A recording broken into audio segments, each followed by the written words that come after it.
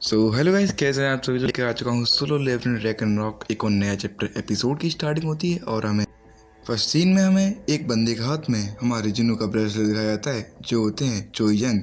चोईजंग यहाँ पर अपने फायर एलिमेंट को यहाँ पर इनहेंस कर लेते हैं जिन्नू के दिए ब्रेसलेट से, और यहाँ पर उस अटैक को सीधा ही सामने की ओर लॉन्च कर देते हैं। और दिखाया जाता है उनके साथ माडोंग और बाकी के हंटर्स होते हैं, वो सारे के सारे किसी से फाइट कर रहे होते हैं। उनके सामने दिखाया जाता है उनका फायर अटैक सीधा ही काफ़ी स्पीड में जा रहा होता है। रैंक हंटर माँ जो अपनी सीट को पकड़ा होता है, वो कहता है तुम्हारा फायर एलिमेंट की पावर काफ़ी ज़्यादा इनहेंस हो गई है, लगता है कि तुम भी एक नेशनल लेवल हंटर जैसी फायर को अवेकन कर चुके हो। सामने की ओर काफ़ी सारे आइस गोलम्स होते हैं जिनके ऊपर सीधा ही वो अटैक लैंड करता है। यहाँ पर जो मास्टर माँ होते हैं वो कहते हैं तुम्हारा अटैक एकदम सही पोजीशन लगा है, और जैसे ही अटैक उन पर लैंड होता है उनकी पूरी बॉडी जलना स्टार्ट हो जाती है और उसी जगह पे वो पिघल जाते हैं।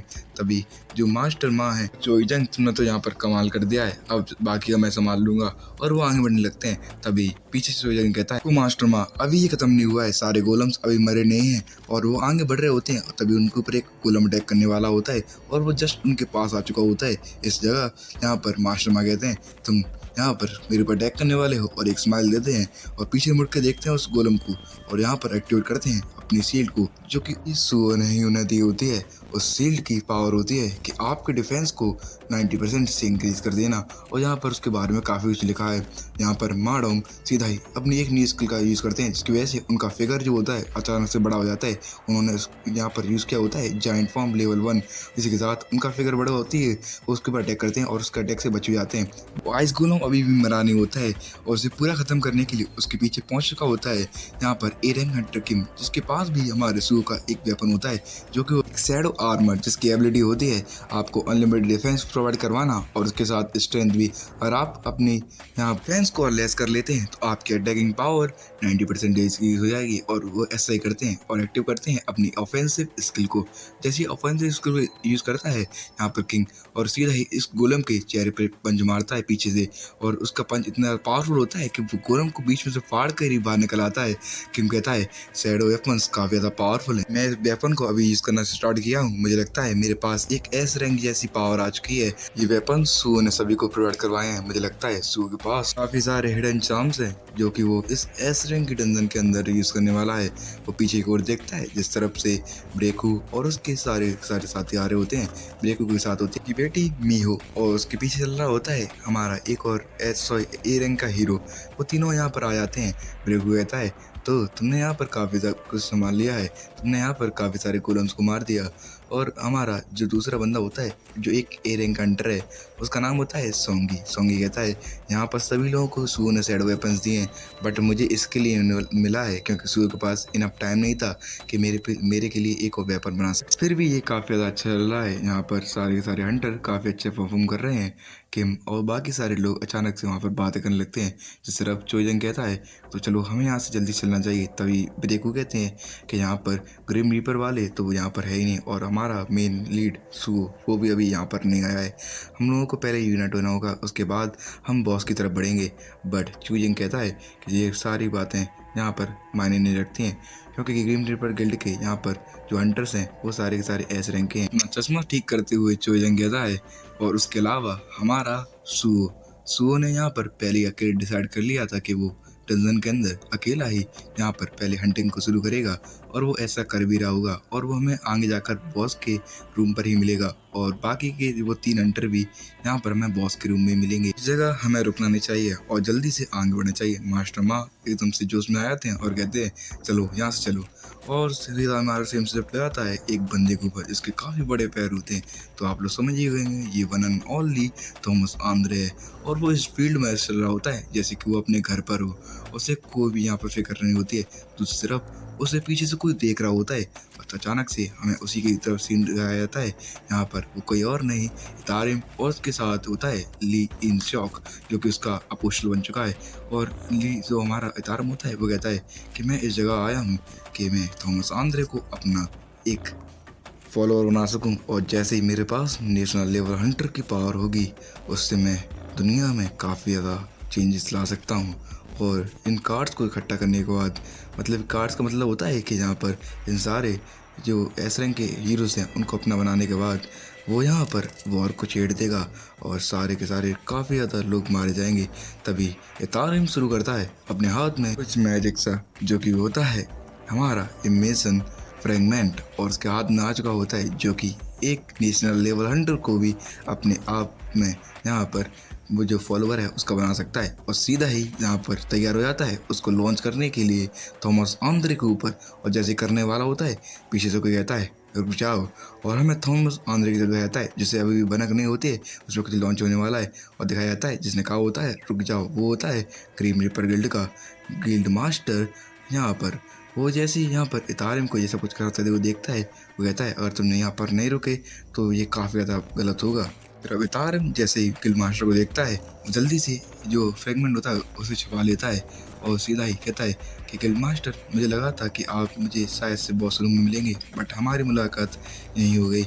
तभी जो हमारा गिल्ड मास्टर होता है, इसका नाम मुझे अभी याद नहीं तो मैं इसे गिल्ड मास्टर ही बुलाऊंगा, गिल्ड मास्टर कहता है कि तुम यहाँ पर ये सब कुछ क्या करने वाले थे। तो इतारिम यहाँ पर सच तो बता नहीं सकता है, वो झूठ झूठ बोलने लगता है कि मैं यहाँ पर थॉमस आंद्रे का पीछा कर रहा था और थॉमस आंद्रे ने काफ़ी सारे रिसोर्स इकट्ठा कर लिए।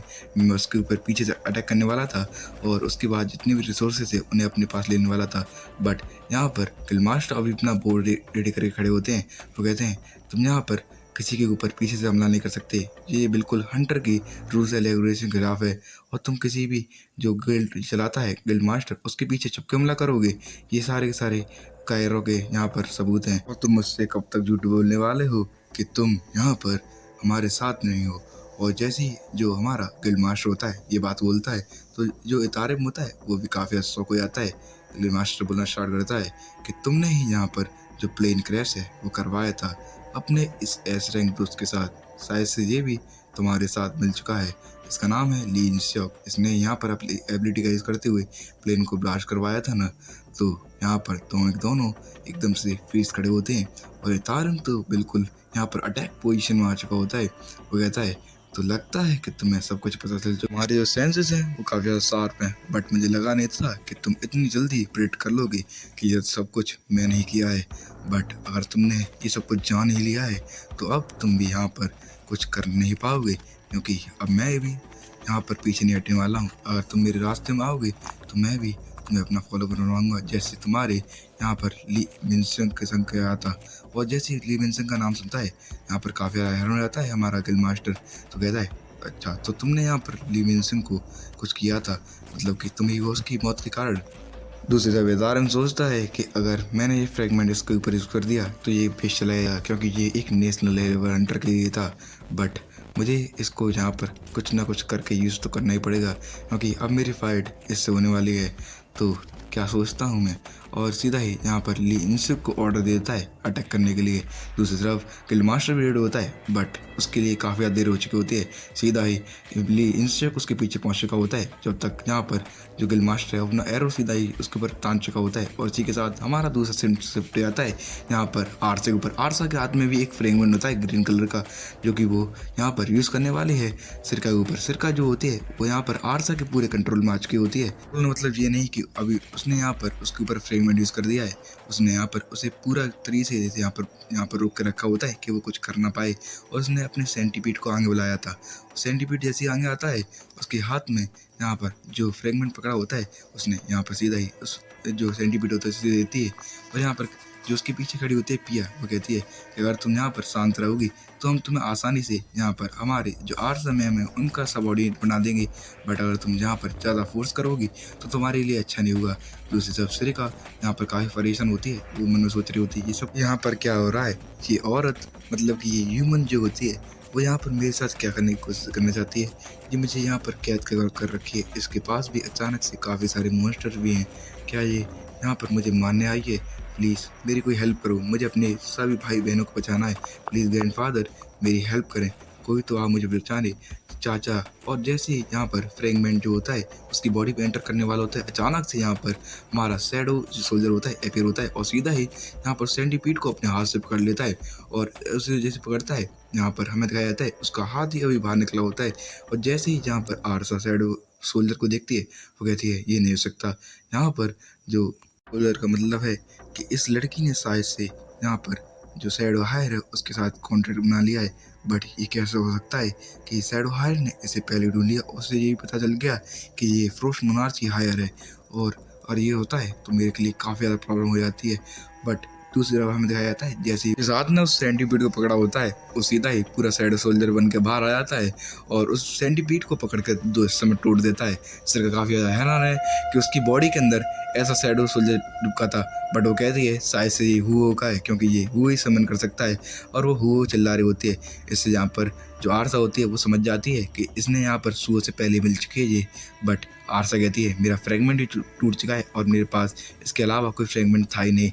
बट मैं इसे यहाँ से ऐसे जाने दूंगी, मैं इसे अपने साथ लेके जाऊंगी। ऑर्डर देती है गैंगर को, जो कि उसका एक सबऑर्डिनेट होता है इसके साथ ही, जिसके पास होता है एक काफ़ी बड़ा एक्स।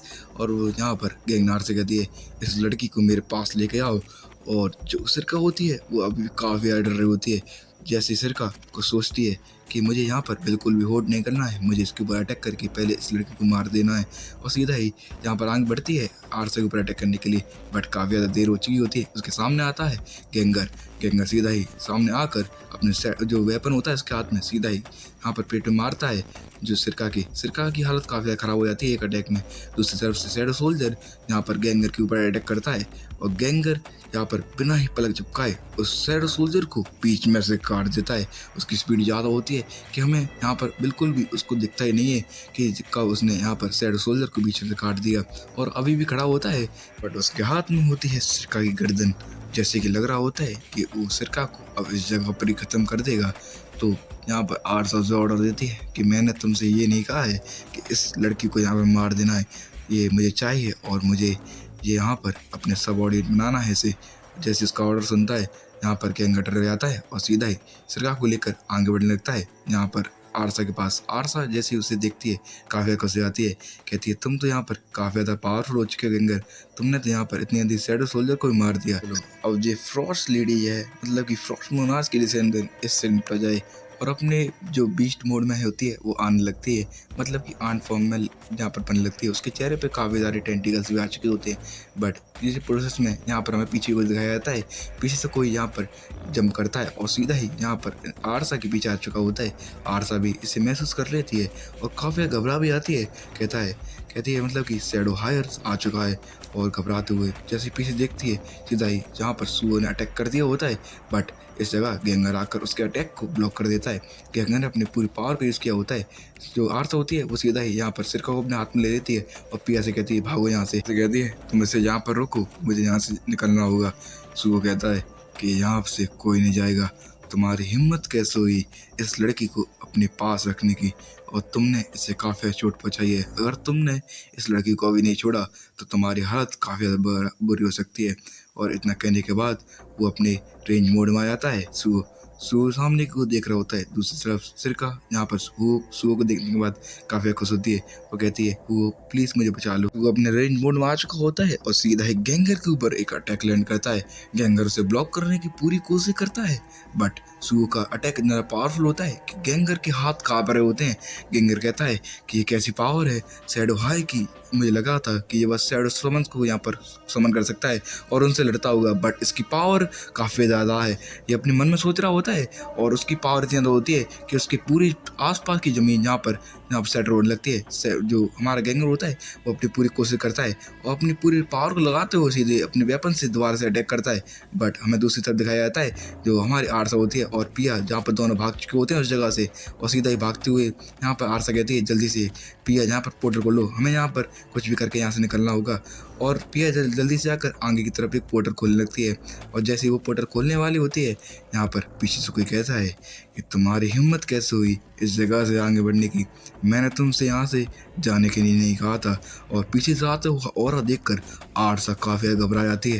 वो कहती है ये कैसा हो रहा है, ये काफ़ी ज़्यादा खतरनाक है, ऐसा लगता है कोई मुझे मारने वाला है।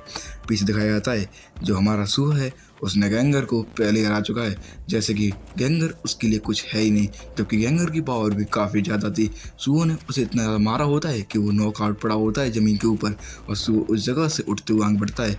तभी गैंगर पीछे से कहता है इतने ज़्यादा पावरफुल कैसे हो जबकि तुमने मुझे हरा दिया, इसका मतलब ये नहीं कि तुम मेरी जो मास्टर है उनको भी हरा सको, उनसे लड़ने के लिए तुम्हें काफ़ी ज़्यादा पावरफुल होना होगा।